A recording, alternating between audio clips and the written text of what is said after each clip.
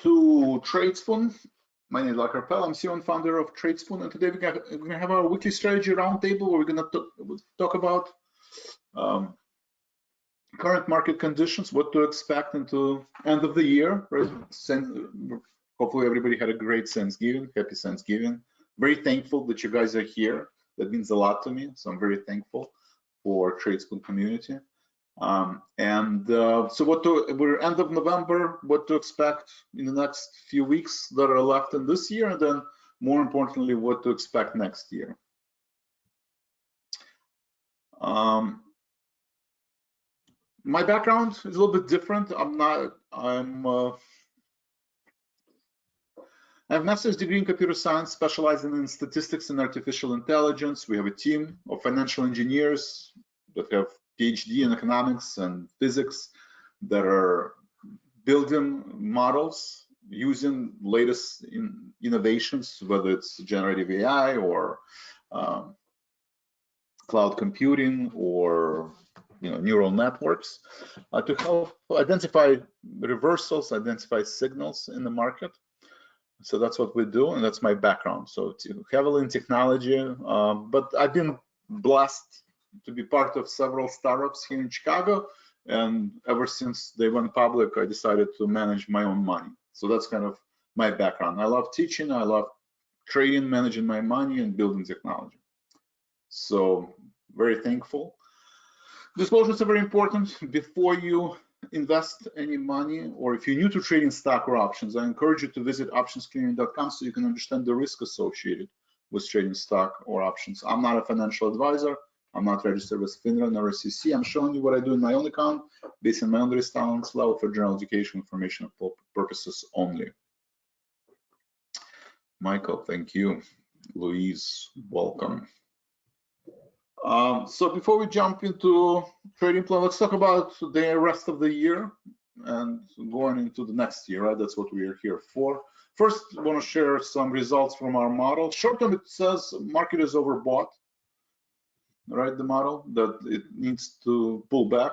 Right, somebody said last time, well, it's been saying that for the past 2 weeks. That's true. For the past 2 weeks, we've been overbought, but market continues to go higher. So that's the 10-day forecast. It sees 455, 458 overhead resistance.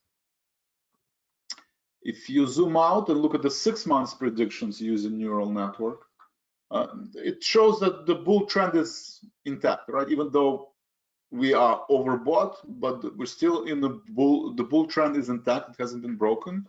For the months of November, it predicted that we're not going to go much lower than 418, nor are we going to go much higher than 463. And I think this is great, right? This is a very important information because it shows you at 418 market is oversold and you should consider going long, right? And if you did this, first week of November, following our trades, and that was the right decision. Model did a good job identifying the support.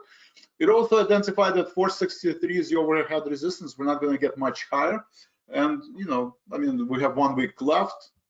We can or cannot retest the level, but still we got very close, within 1 or 2%. And just keep in mind that these are predictions that consist the input into the model is 1 month's worth of data, right? It goes back to since Spider started traded, right, in the 90s, and it basically shows you these are your markers, right?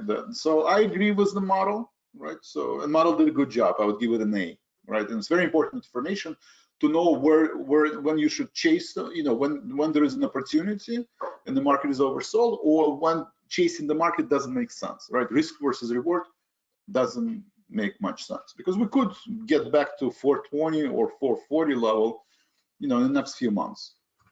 So short term, going into December, I don't think we're going to revisit 420 in December, right? Unless something happens in the market, right? And usually you don't try to predict black swan events. So assuming there are no black swan events, the only thing that drives the market right now are interest rates, right? The earnings season is behind us.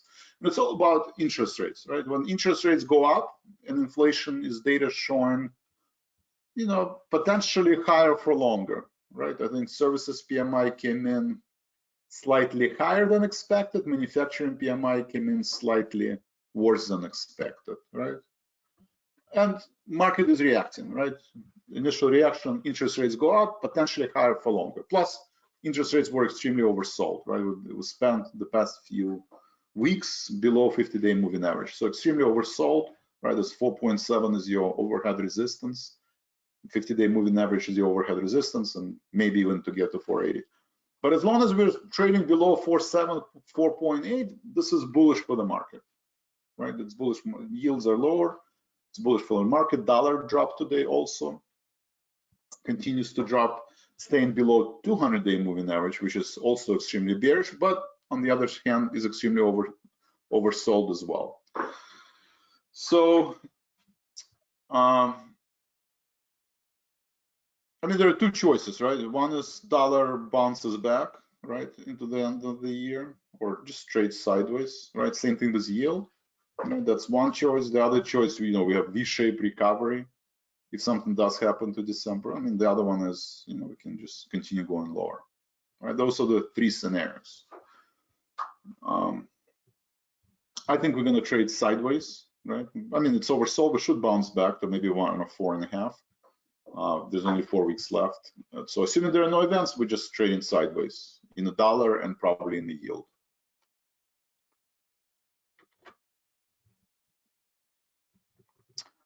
So spiders, going into the end of the year, I mean, we already briefly broke through the 452 level. So, I mean, you have to assume that we can, in the next couple of weeks, at least retest 460 or even make marginal highs, right? Maybe 465, maybe 470, right? 470 would be 5% away from here. So my thing, market is overbought. It needs to pull back. It looks like it's losing momentum, right? We have this strong rally, a little consolidation, strong rally, a little consolidation. Maybe pull back to 448, maybe even 444, right? That's the support, the gap. All right, so maybe you have this, and then maybe try to retest 460, maybe marginal break of 460, but this is my scenario, right? This is the core scenario. Pullback, some kind of short-lived pullback, shallow, and then rally. Because the bulls have a lot of momentum, right? Everybody's looking at the glass half full, and macroeconomic data does show that the economy is slowing down, inflation is subsiding, and interest rates are dropping, right? So that's end of the year. I think that's the most common view on the market, right? If you ask 1,000 traders, probably 900 of them will tell you, from seasonality point of view,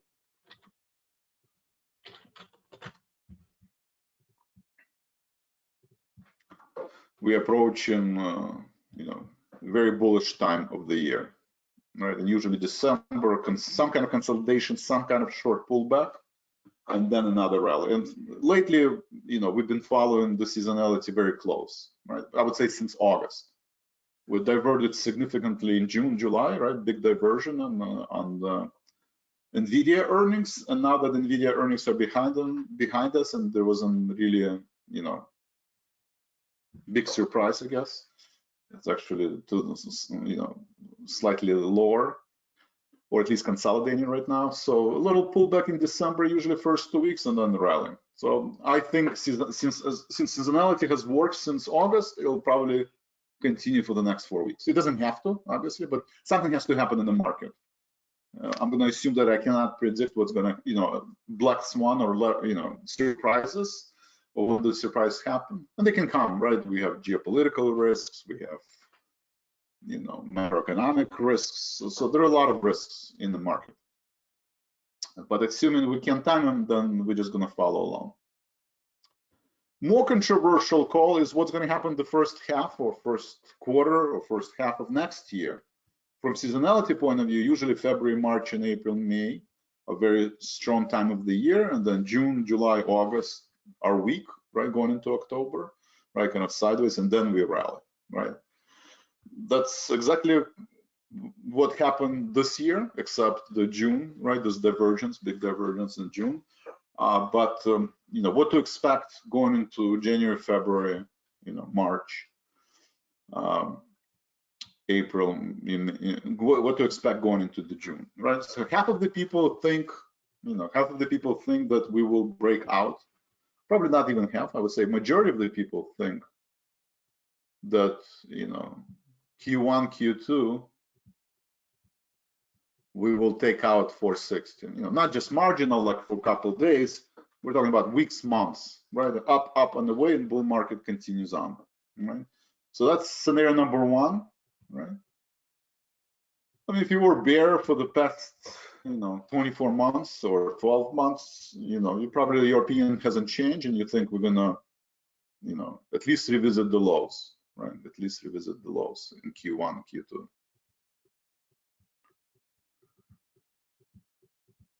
Right, that's scenario number two. And scenario number three, that you say, Wilson, we spent 6 months gravitating toward 432. We're gonna spend the next 3 months, you know, kind of just chop along, right? Just something like that. Okay, so those are the three scenarios. One is bull market, up and away. We're finally breaking the, you know, August highs. And well, actually, sorry, let's zoom out. This is not the right chart. It's the right chart, but not the right data point. We're talking about 481, right? So one is the 481. We break 481 because that's all-time high. Because 460 into December, I mean, you know, that's fine. Two, we're kind of stuck in this range, right, for 6 months. Right, that's scenario number two. And then scenario number three is the lower. Right? One thing that both bulls and bears agree upon, right, you're not going to have any differences in opinion, is that the outcome 1, 2, and 3 will be contingent upon interest rates. If interest rates go back to 5 or higher, well, one will not happen, right? Whether you're bull or bear, you agree to that statement, right? I haven't seen a single bull that says, you know what, even we can, you know, if interest rates go above 5%, we're going to continue going higher, right? We can sustain. I mean, there's some people like that, but these are outliers. There are very few, right? So, and if you're a bear, you're not going to find any bears that says, well, if interest rates drop to 3%, right, and dollar continues to be weak, we're gonna, you know, we're gonna sell off, right? You're not going to find any bear like this, right?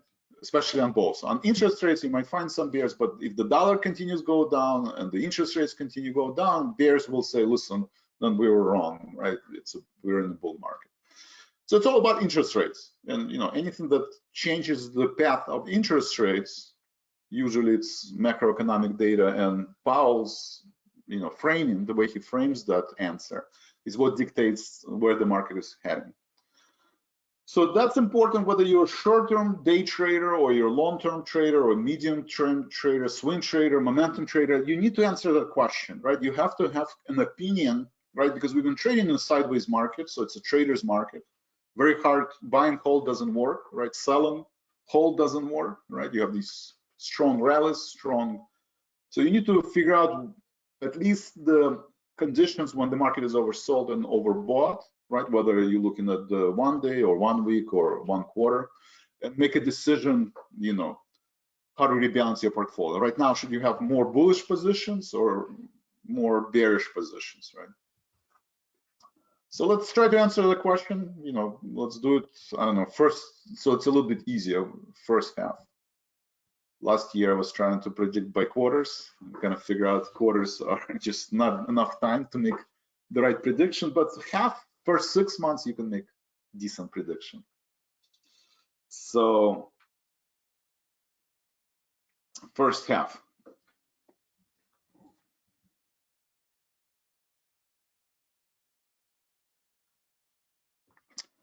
Type in 1 if you think bull market will resume, right? In the first 6 months of next year, we will make new highs and break through the 480. That's 1.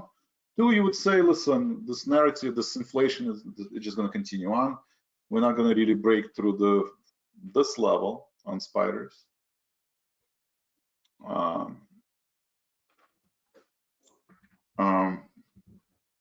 And then 3, we're going to break through the lows of October and continue going lower. So how many of you say 1? How many of you say 2? How many of you say 3? Mark is back. Welcome. All right, Mark, soft landing. Thank you. Up, up, and away. Love it.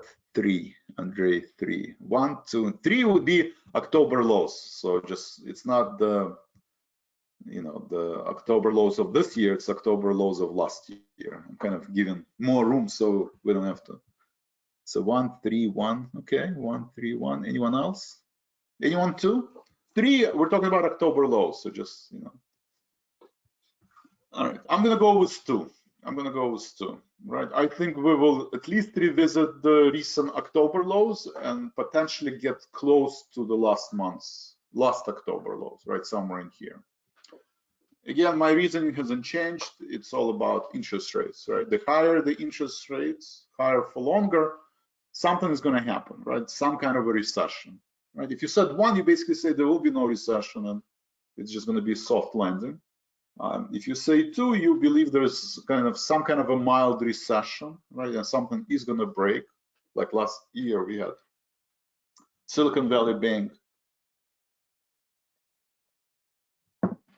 This year, who knows what it's going to be. So you say 2. 3, you basically say, this is like a deep recession. Right? It's a not mild recession, but this is deep recession, and we're heading lower. That's a very unusual opinion, right? Right now, I would say,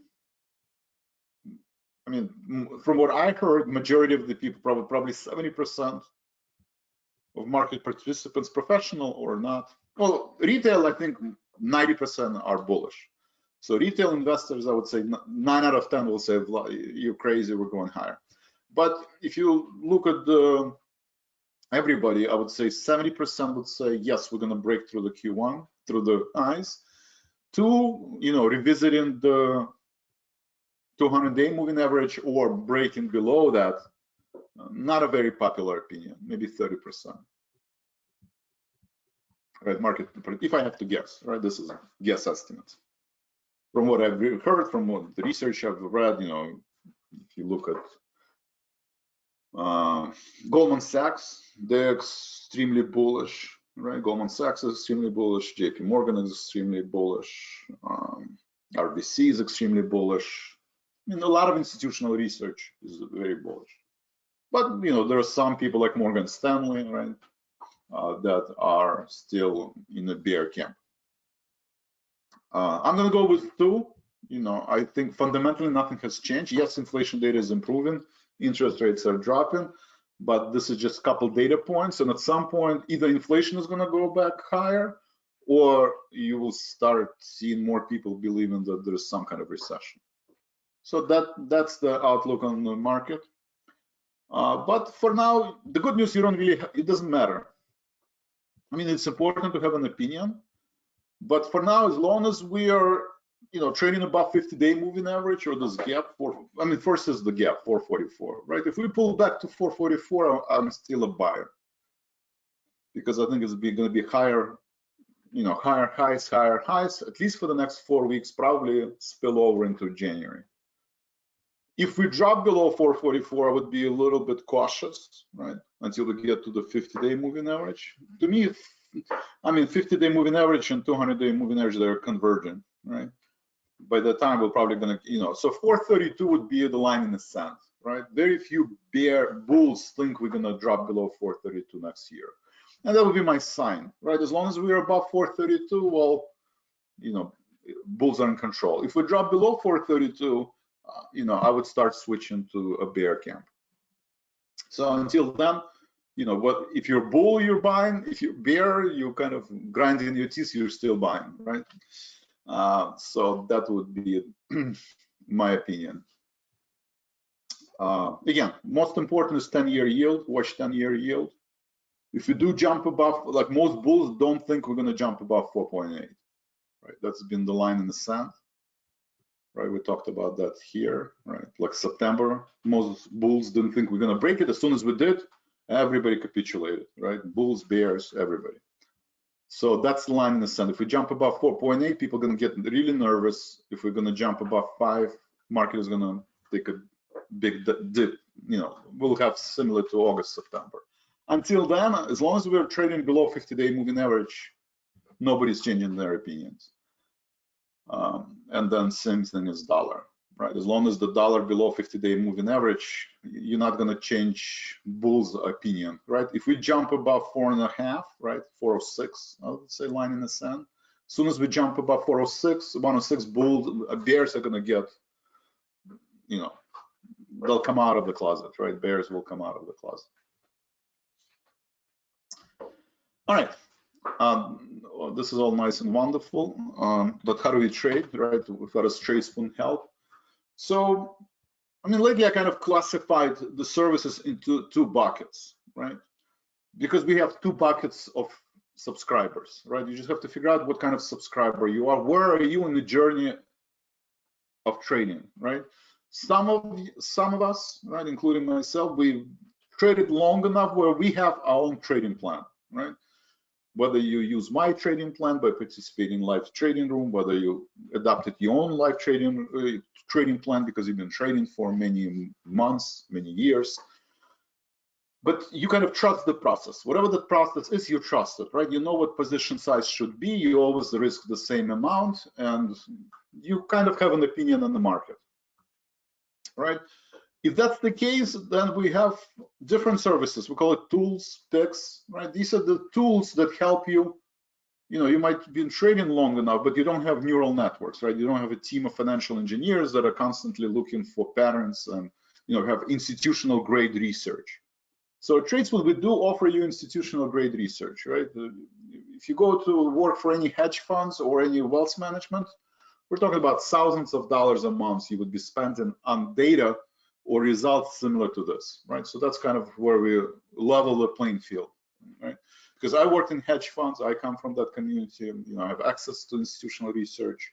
So that's the type of level of service you're getting. So I briefly covered stock forecast toolbox, right? Hopefully you appreciate how useful this tool is, right? But you know, tool, it's kind of to help you get from point A to point B. Right, you need tools, but you're not going to get, you know, from point A to point B unless you have lots of tools and, you know, a plan, right? A plan how to get from point B. These are just the tools. We showed seasonality, right? Seasonality, some of the search, and then we have picks, right? Kind of the outcome of the model, right? So for today, the outcome of the model basically says buy Netflix. Right, Netflix is an uptrend, by ADM is an uptrend, by Nucor, steel companies are in uptrend, right? And then you make a decision. We do give you a suggested entry price, right? This is, you look at the pre-market data. If we're not down, then maybe you buy at 478. Here it happened to be the same prices, but either at previous close or predicted low by the model, right? And we are suggesting, you know, for active trader, this is short-term trader, so you look for 1% stop loss target gain. Weekly trader 2.5%, monthly 5%, because it's different models optimized for different time intervals. And also proposal to split your trade into 2, right? Always use dollar cost average, right? And you know, if you're new, I would say try 4 positions, no more than 2.5%. Right? I mean, if you have a solid trading plan, then you know you can alter this. But on average, I would say no more than 4 positions, and you would not risk more than 2.5% per position, and per trade would be 1%, 1.25. So that's active trader, weekly trader. You still risk the same percentage of your trade, but a little bit less. If you're new to trading and you don't trust the process, I would not use these services, right? Because you're going to start asking questions, well, what if Netflix never reached 478? Right? What if Netflix reached, let's look at Netflix.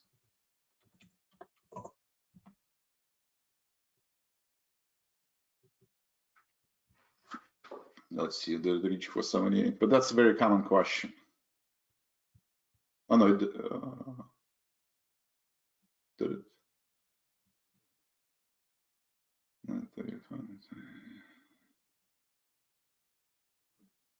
Well, it did, but let's say it did not. All right, let's say you didn't buy it for 78,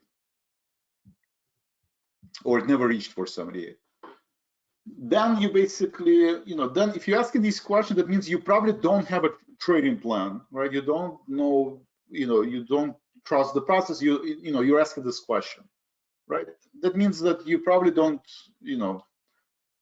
understand how the models work and what models can or cannot do, right?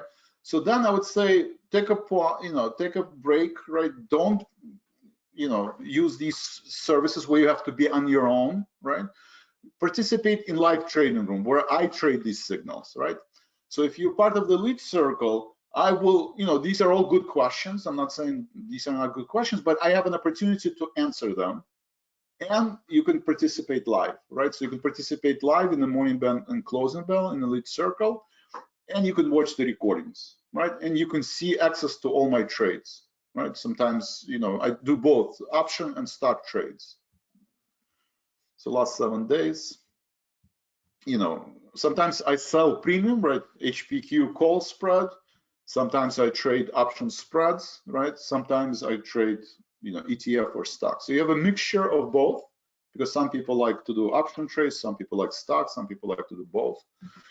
So you would see an example of both trades.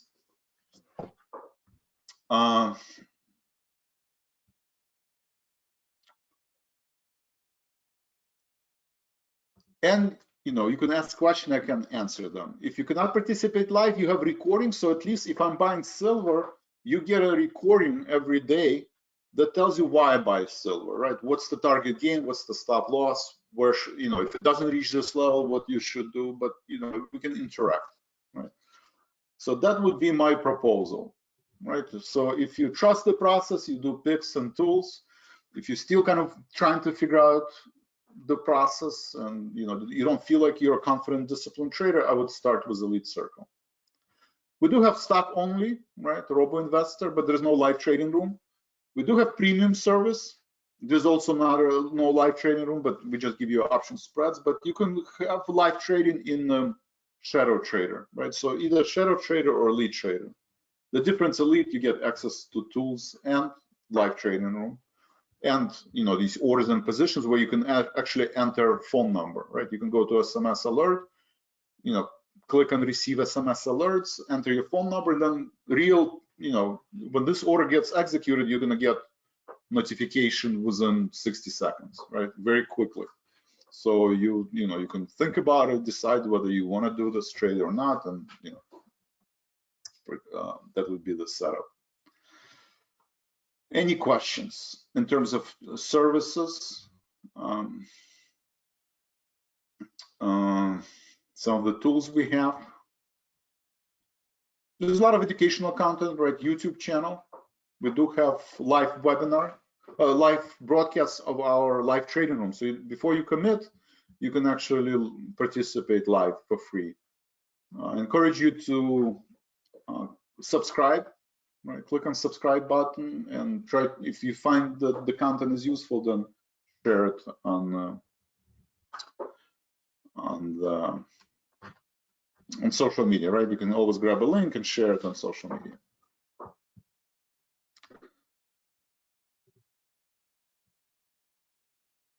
All right, DJ Mark. All right, thank you for participating. Any questions?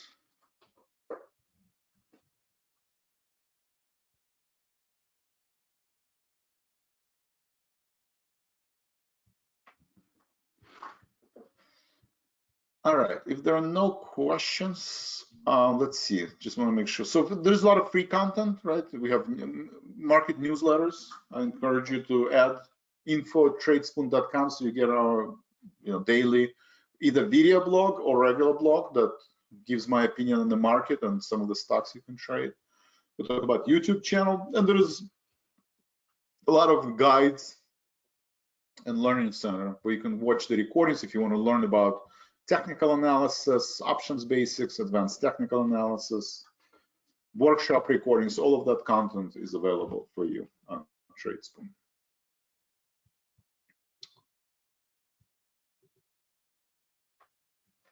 All right, if there are no questions, so let's look at today, let's look at the sectors and see if kind of sum up this week what has happened. I usually like to do this. Netflix is trying to break out, right? Very strong rebound, and Netflix continues to grind higher. Materials continue to rebound, so pretty strong rebound in materials. This week, higher highs, higher lows. Home builders are, kind of stalling this week, right? I took a pause, not going anywhere. Metals and miners this week, another leg up, retesting August highs in metals and miners. China, I would say pretty weak, right? It's trading on the lower range of 2 weeks, so pretty poor performance in China. Germany, marginal new highs, so Europe is heading higher. Industrials, another leg up, so it looks like value stocks continue to do a catch-up trade, right? Technology is already at August, but the value stocks are a little bit behind. So you have industrials higher, you have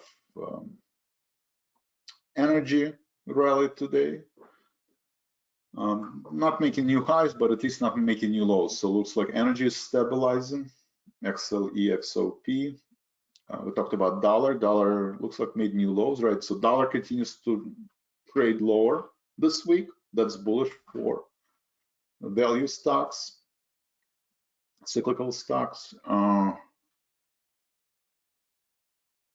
REITs have been in the news. I think they made new, same, didn't go anywhere, right? 2 weeks, each candlestick is 1 week. So REITs are kind of stalling. Let's see, healthcare, strong price action in healthcare. So healthcare is doing a catch-up trade. XLV is up. Consumer discretionary, not going anywhere. Didn't make new highs this week. Transportation made new highs. So again, so the value stocks, transportation, industrials, energy, I assume banks. I didn't look, but let me assume that it's made new highs. Yeah. So XLF, another week up. So anything that belongs to VTV are, nice price action this week. Anything that's technology, I think, well, actually, it looks like we're going to be flat, right? We're going to finish where we a little slightly higher than last Friday, slightly higher than last Friday. What else? Talked about banks, Dow Jones, another leg up in Dow Jones. XLE is grinding higher. So silver, I think it's breaking out from this downtrend. 1 week is not enough, but we did post higher highs, higher lows. And if we can break through this level, I think from season, again, it's mostly seasonality, right? If you go and type in silver, gold, we're going into, from seasonality point of view, usually very strong time of the year. Usually it pulls back in December. So we could have, first 2 weeks where there's another pullback, but then, usually starting middle of December, you higher highs and going into the March, strong rally in silver and gold. So, but it needs to break through this level. I don't know if gold already did. Yeah, so gold is kind of similar setup. It's facing the 22, 23 highs in silver and gold.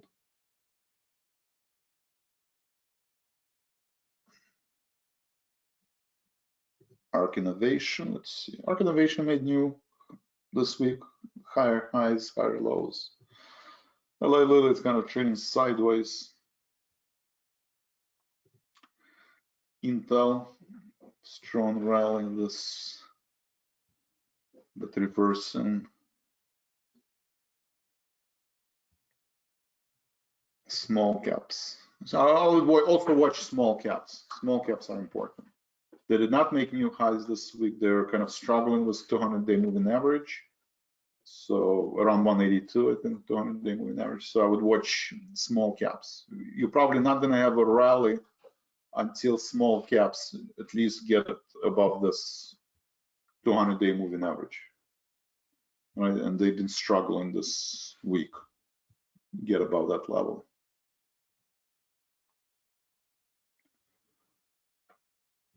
AT&T is grinding high, Verizon grinding high, JP Morgan, CCJ.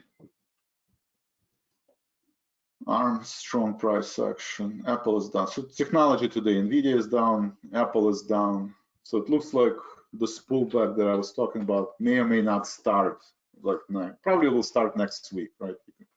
You see it's kind of just going through consolidation for, I would say, 3, 6, 8 sessions, not going anywhere. You know, it needs to pull back, right? Probably through 380, I would say.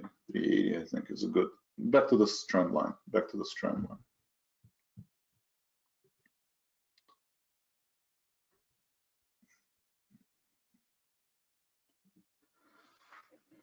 Any questions?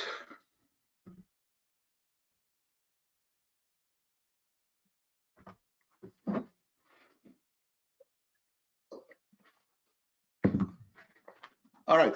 If there are no questions, then again, thank you very much. Very thankful that you guys are here, especially on Friday after Thanksgiving. Remember, today is half a day, so market is closed, I think, 12 Central, 1 Eastern. I think indexes will trade till 12:15, 1:15.